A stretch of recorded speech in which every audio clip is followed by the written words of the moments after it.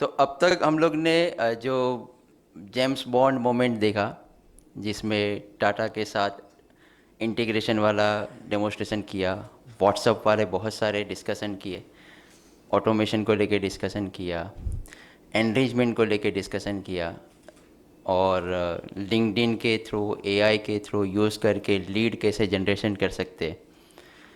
तो अब लीड तो आ गया, अब इसको प्रोसेस सेल्स में कन्वर्ट कैसे किया जाए, ऑर्डर में कन्वर्ट कैसे किया जाए। तो मैं यहाँ पे ना B2B सेल्स का प्रोसेस कैसा होता है ना, वो मैं डिस्कस करने वाला नहीं हूँ, क्योंकि वो तो आप लोग ऑलरेडी करते हो और हमसे बहुत बेहतर करते होंगे। तो वो वाला प्रोसेस मैं यहाँ पे डिस्कस नहीं करने वाला हूँ। मैं यहाँ पे ये डिस्कस करने वाला हूँ कि इसको मैनेज मैं या मेरे ऑर्गेनाइजेशन में कैसे करते हैं, वो मैं डिस्कस करने वाला हूँ। ठीक है। तो B2B सेल्स प्रोसेस की मैं बात करूँ तो खाली दो लाइन के, आप कोई बिजनेस को, आपका प्रोडक्ट या आपका सर्विसेज आप सेल्स करते हो या ट्रांजैक्शन करते हो जो दूसरे किसी बिजनेस में मदद करता है, यही करते हैं हम लोग। ठीक है। और ये हाई टिकट सेल्स होता है, मल्टीपल स्टेक होल्डर्स इन्वॉल्व होते हैं, ये लंबा प्रोसेस होता है। तो these are the B2B sales का प्रोसेस होता है। अब अपने यहाँ पे एनजे में ये किस तरह से मैनेज होता है वो मैं कर लेता हूँ एक बार। तो इनिशियली जब इंक्वायरीज आती है और वो इंक्वायरीज को क्वालिफिकेशन करने के लिए एक फर्स्ट अटेम्प्ट का कॉल होता है। तो हम लोग ने वो लिंक्डइन से डिस्कवरी तो कर लिया कि ये कितने बड़ा कस्टमर्स है, कौन है ये पर्सन, किसको पास जाना चाहिए करके। तो जो इंट्रोडक्शन वाला कॉल होते हैं ना, उसमें 3 सवाल करते हैं। पहला सवाल ये रहता है कि आप लोग करते क्या है, तो थोड़ा बिजनेस प्रोफाइल समझते हैं। दूसरा ये सवाल रहता है कि आपका क्या गोल है या ऑब्जेक्टिव है या पर्पस है जो मेरे सॉल्यूशंस को लेके आप अचीव करना चाहते हैं।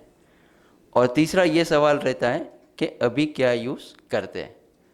ये 3 सवाल पूछने के बाद पूरा वार्तालाप चालू होता है, जिसमें मैं हमारे प्रोडक्ट के बारे में, हमारे ऑर्गेनाइजेशन के बारे में वैल्यू क्रिएट हो जाती है और जो प्रॉब्लम है उसका सॉल्यूशन भी समझाया सकता है। तो बाकी का जितने भी प्रोसेस है ना, जो डेमो करना है, प्रपोजल सबमिट करना है, नेगोशिएशन होना है, वो बहुत इजीली और सीमलेस से जाता है।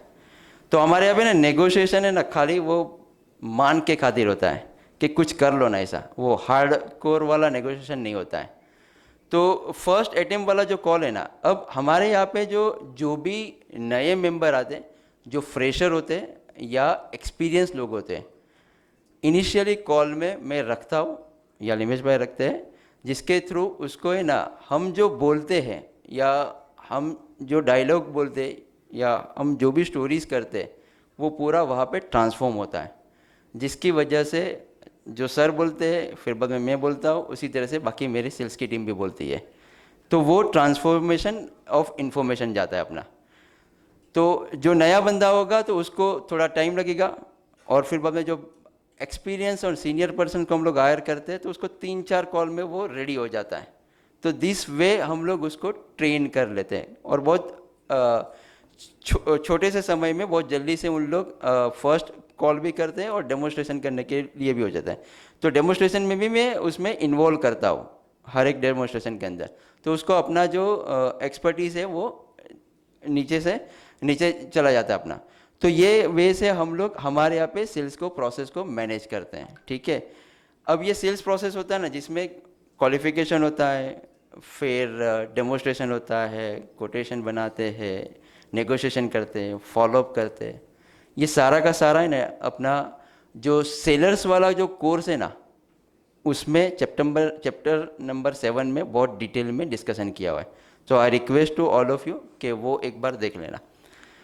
फिर हम लोग अभी ये जो 3 बड़े प्रॉब्लम है जिसको हम लोग यहाँ पे डिस्कस करने वाले हैं। पहला प्रॉब्लम होता है कि बहुत सारी लीड है ना CRM के डैशबोर्ड पे दिखती है जो इनरिलेवेंट होती है। वो लीड के ऊपर है ना, ना तो वो फॉलोअप हुआ है और ना तो उसको डेड किया है, ना तो कन्वर्टेड किया है। वो बहुत बड़ा उसका फनल है, लेकिन कोई उसमें से क्लोज होने वाला नहीं है, क्योंकि वो पिछले 3 4 5 महीने से ऐसे कैसा पड़ा है, जिसके ऊपर कोई काम ही नहीं किया हुआ है, तो दैट इज इररिलेवेंट लीड होता है। तो दीज आर द सिम्टम्स के इररिलेवेंट लीड का। तो भी इसका सॉल्यूशन कैसे किया जाए, तो सॉल्यूशन ऐसे करते हैं कि अगर daily as a sales manager या बॉस उसको देखे कि भाई नंबर ऑफ लीड किसके पास कितना है और वो लीड अभी क्यों पड़ा है, क्योंकि वो किसी न किसी वजह से पड़ा है, या तो नहीं तो फॉलोअप हुआ है, ना तो उसका कुछ ना कुछ ओरिजिनेटेड होगा कि जिसकी वजह से वो एक्चुअल पड़ा है वहाँ पे।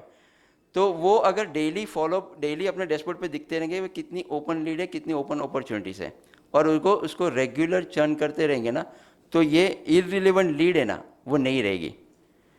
फिर सेकंड प्रॉब्लम होता है कि अपनी जो टीम है ना वो इवॉल्व नहीं हो रही है या अपग्रेड नहीं हो रही है।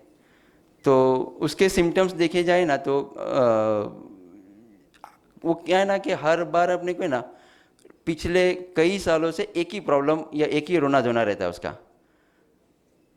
या तो खाली वो बोलेगा वो कोई और कंपटीटर है ना वो प्राइसिंग की वजह से अपना ऑर्डर लेके चला गया करके। तो ये दीज आर द सिम्टम्स। अब इसको सॉल्यूशन कैसे किया जाए, तो हर एक केस टू केस हम लोग डिस्कस करते हैं, और वो केस टू केस में जो अपना जो सेल्स पर्सन है जो जहाँ पे भी रुका हुआ है, क्योंकि हम जो है वो एक्सपर्ट्स है उस केस में, ठीक है, तो अपने पास पूरा एक्सपीरियंस है। अब जो भी नया बंदा जुड़ा हुआ है वो नया फ्रेशर हो या सीनियर पर्सन हो, तो उसके पास इन्फॉर्मेशन है, वो इन्फॉर्मेशन कलेक्ट करके जो अपना जो एक्सपीरियंस है वो उसके साथ शेयर कर पाएंगे। जो एक्सपीरियंस शेयर कर पाएंगे दैट वो फिर बाद में वो इवोल्व होता रहेगा, और उसी हिसाब से अपना बिजनेस का प्रोसेस है वो भी इवोल्व होता रहेगा। तो these are the second main challenges रहता है, और इसको ओवरकम करने के लिए हम लोग केस टू केस डिस्कस करते हैं और डिटेल में जाके केस डिस्कस करते हैं। और एक वीकली एक जो भी ऑनगोइंग अपॉर्चुनिटीज़ है ना उसके चैलेंजेस है या सॉल्यूशंस किए हुए वो डिस्कस करते हैं पूरी टीम के साथ, ताकि ये पूरी टीम को अपना बिजनेस का जो सेल्स का प्रोसेस है वो पता चलेगा। तो दिस आर द सेकेंड। और थर्ड, हमारे यहाँ पे ना कोई भी इंसेंटिव का स्ट्रक्चर नहीं है। इंसेंटिव नहीं है तो दैट मीन्स कि टारगेट भी नहीं है, बट बिना टारगेट के तो चलता नहीं है ऑर्गेनाइजेशन। एक्चुअली टारगेट होता है या टारगेट होता है तो दैट मीन्स कि वो सेल्स पीपल के ऊपर उसका एक स्ट्रेस बना रहता है। उसके अभी कुछ सिम्टम्स देखा जाए ना तो एक ऐसा होता है कि अपने यहाँ से लोग चले जाते हैं, टिकते नहीं ज़्यादातर। दूसरा, वो टारगेट अचीव नहीं हो रहा है। तीसरा, उसका जो परफॉर्मेंस है वो दिखने नहीं रहा है। तो दीज आर द सिम्टम्स। अब इसके लिए हम लोग अपने ऑर्गेनाइजेशन में कैसा करते हैं कि एक मंथ में पहली या दूसरी तारीख को case to case, not amount wise, इतने अपॉर्चुनिटीज़ है जो गोइंग टू बी क्लोज, कि ये महीने में अपना क्लोज होगा करके। तो इसमें से एक अपने को अमाउंट भी मिलता है, कौन से ऑर्डर आने वाले वो भी मिलता है अपने को। ये रिन्यूअल से आने वाले हैं या नए वाले आने हैं, तो दोनों मिला के अपने पास कितना क्लोज होने वाला है वो हमें पता चल जाता है। This is not target, but इससे अपने को फनल क्लियर होता है कि ये महीने में अपने को क्लोजिंग कितना होने वाला है। फिर यही शीट को लेके हम लोग हर 7 दिन में एक बार 15-20 मिनट के साथ डिस्कस कर लेते हैं कि भाई ऑन ट्रैक पे है ना। और जनरली ऐसा होता है कि जो हम लोग ने जो 1 या 2 तारीख को नक्की किया था ना, वैसा 95% हम अचीव करते हमारे एग्जिस्टिंग कस्टमर्स रिन्यूअल में से और नए सेल्स में से। तो मेन इसमें जो मुद्दा है ना that is case to case discuss करने वाला है। अगर केस टू केस डिस्कस करेंगे तो ये जितने भी प्रॉब्लम है ना दैट विल बी सॉल्व। तो मेरे तरफ